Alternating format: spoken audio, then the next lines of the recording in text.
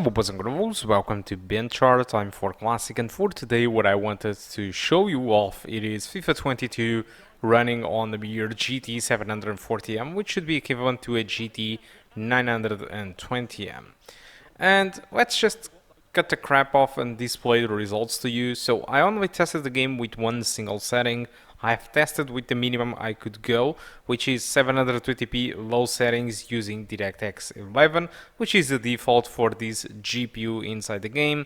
So cutscenes run in between 15 to 30 frames per second, so it can get a little bit laggy depending on the camera position or what you are overviewing on the scenario. And gameplay wise, it is in between the 45 to 60 frames per second. But the culprit of that performance, it is not the GPU, but the CPU. So I'm sporting in here an i5 from the 4000 generation, the U series. So if you have a better CPU or a more recent one, you can expect higher performance than what I have in here. Obviously, on this specific video, I'm having even much worse performance than what I did show you. This is because the CPU was already on the red line without recording, and while recording, the performance, really tanks, and I'm having much worse performance. The recording even have audio issues because of that, because there is no CPU to spare in here while recording, but without the recording, those were the results that I had.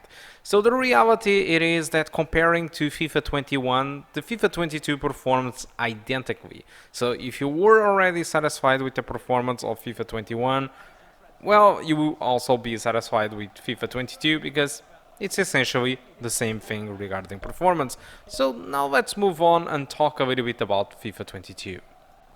Well, regarding the game, unfortunately the PC this year, it isn't really very well served when it comes to football games or soccer games, depending where you live.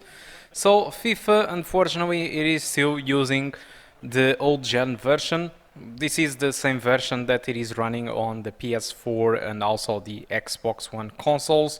And next generation FIFA, which is the one with hypermotion that they marketed all along the launch of this FIFA 22, it is only available for PS5, Xbox Series, and curiously enough, Stadia, which is kind of a good news because I will explain it further. So why EA is giving us the old version of FIFAs instead of giving us the next generation FIFA version?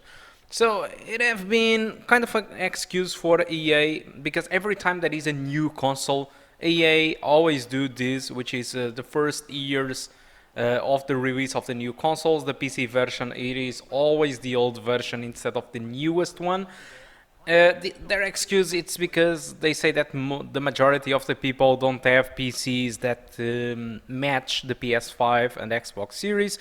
And in fact they are true, it is true, but that's why there is graphical settings inside the games for you to tweak around. So I'm not really sure why they are doing this. I don't think that this is a good idea. But they have been doing this all along. It was the same when the PS3 was released, it was the same when the PS4 was released, and now it is again the same when PS5 and Xbox Series was released. We are having a worse product because it is the same product as the PS4, and so it also means that we don't get stuff like the hypermotion and all the benefits that the newest FIFA have. So the difference between FIFA 22 and 21 are mostly just, some cosmetic changes, some new faces, I guess, and even that I don't really know, new menus, new tracks, but the majority of the game should be pretty much the same. Alright, so that's disappointing. Although I did told you about that the next generation version, it is also available on Stadia. Oh yeah, Stadia, that product that was supposed to be ended dead already from Google. It is actually receiving new games, not newer but ports from old games, strong support from Ubisoft, and this time around the next generation version of FIFA 22. So in case you want to play the next generation FIFA on the PC, it is still possible, although you need to play it through Stadia, which means that It is more expensive, so it should cost you the same price as a game on the console. It should be around $69.99. But the good thing is that if you have kind of a bad PC, for example, if you have a PC with an Intel GPU, or if you have an RTX 3090, it will perform the same for all the people. Because Stadia, you will be playing through streaming, which means that it is the servers from Google that are processing the game, and you are just a client. Of course, that brings bad things about it, like there is an increased input lag. Some people do notice, some people don't. And obviously, you can notice a compression of the video streaming when you are playing. I've been playing a little bit with Stadia, not FIFA though, but other games. And my experience with Stadia have been great. And especially if you are a low-end gamer, just like you that you are watching this video, if you have an MX 130 or a GT 940 MX, Stadia, it is a nice product for games that you can't barely play in your system. Stadia actually runs the games pretty fine. I still think that GeForce Now does a better job, but specifically for FIFA 22, Stadia, it is the only version of the streaming services where you can play the next generation version of FIFA 22. So in case you are willing to try and you want to have this next generation version of FIFA, you can use Stadia for that, or you just need to buy the PS5 or an Xbox Series console, or just don't buy FIFA. That's it. And I said that this is a bad year for PC because, as you know already, Pro Evolution Soccer, the newest one, which is the eFootball 2022, have been an awful game, very bad received. The only good thing about it is because it's free to play, you don't need to pay anything for it. But all the rest of the game, it is very different and bad.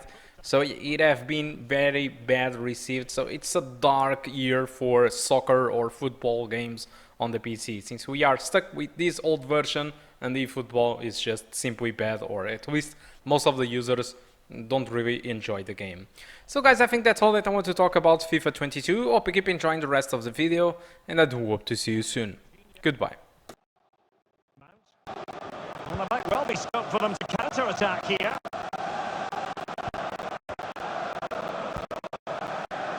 Oh, that's a really good authoritative tackle. Throw in here.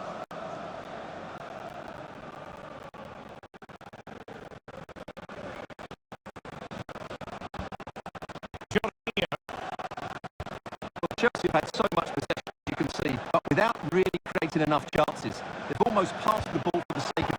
They need to start getting into the front players much quicker. Must be! Terrific save!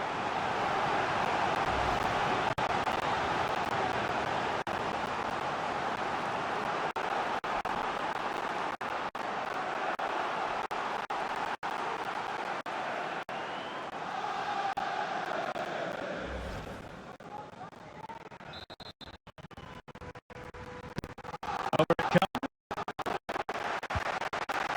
And clears the danger. Max. On to Jorginho. Terrific block.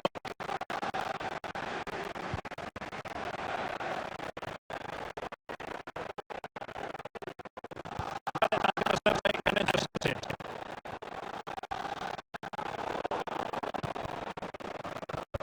And Messi's incisive pass. Pretty ordinary challenge.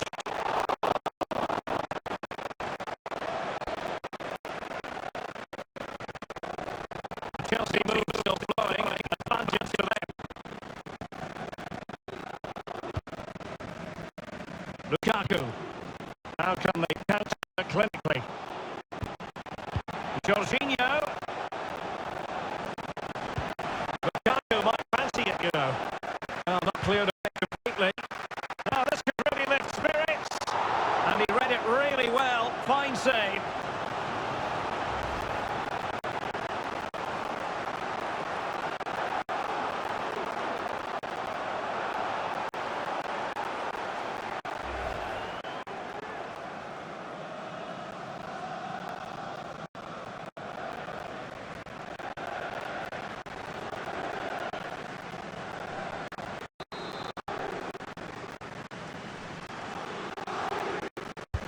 Now sending it in.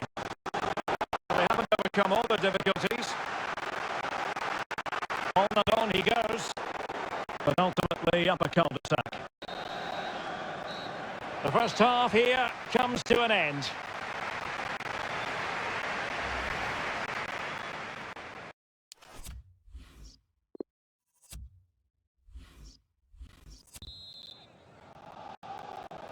"45 minutes separating these two sides from glory. The second half of the Champions League final begins.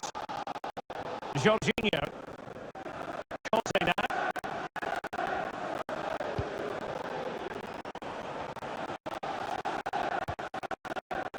Lukaku. Conte has it. They're eyeing that final pass, you just feel. Pass to do damage. A bit of pressing.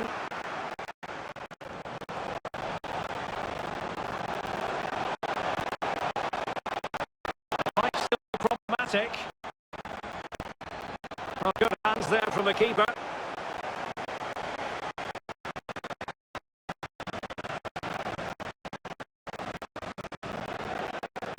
Bernat. Neymar. And they continue to advance, and a lot of options here. Can he take the chance? Well, the keeper reacted magnificently. Jorginho.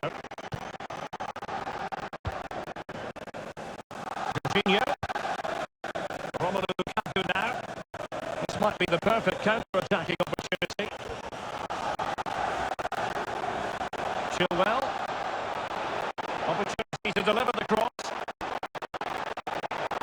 Not fantastic defending. Let's see if it helps the opposition.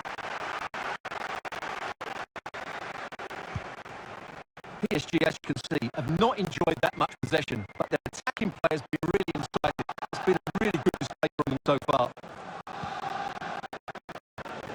Well, he just let his opponent glide by, and he's made headway. In it goes! He's made it a brace for himself. No stopping him, apparently.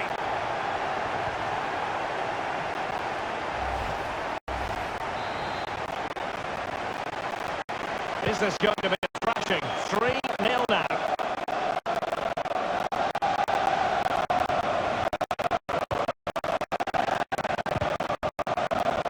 Spot on for that tackle. This looks threatening. Oh, the pass not finding its target. N'Golo Conte. Here, and breaking at pace with this. Will they profit from this situation? And it's John behind for the corner. And a retrospective yellow card is the referee's verdict. Well, no doubt about it. That earlier challenge was a definite booking.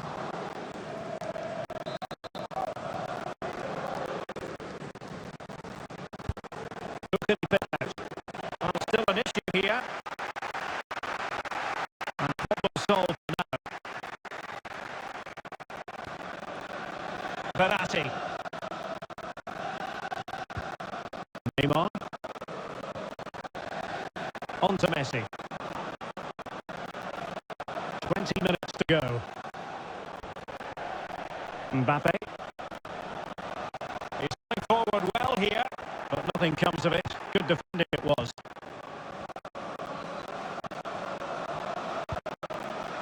N'Golo Conte. Oh, tremendous vision. Aspilicueta. Good cross in here. Not all that convincing defensively. Well, let's see what they have in store for them on the break.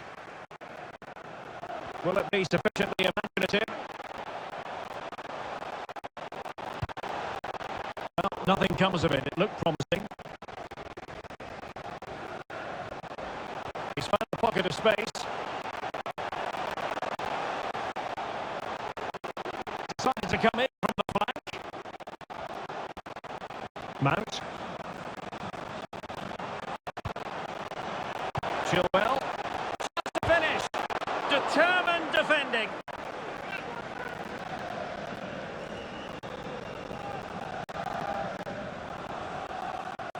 And a substitution in the offing.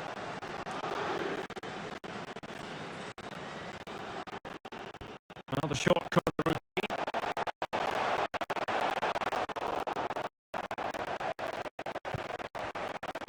Hudson-Odoi. Can he find the net? Off the keeper.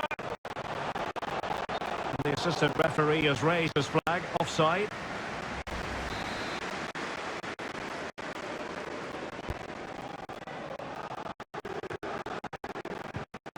Dispossessed.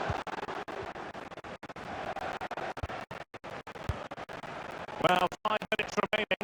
You just feel this is over already. Not the best clearance.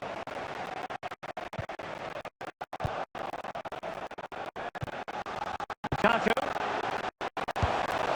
Well, they've clawed one back, but perhaps a bit too late in this contest. They haven't been at the races this evening. So they get the ball moving again. 3-1 the scoreline here. What's going to happen next? And the referee has decided to award the free kick to PSG. PSG are going to switch things around on the personnel front.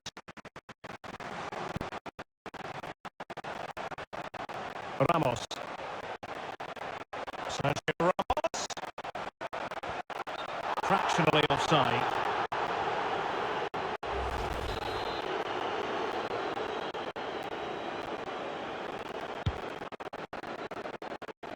Lukaku. The referee has instructed the fourth official to put 2 minutes on the board. Chilwell. Space and time for the cross. Could reduce the deficit. Oh, incredible save, and he snuffed out any sign of danger.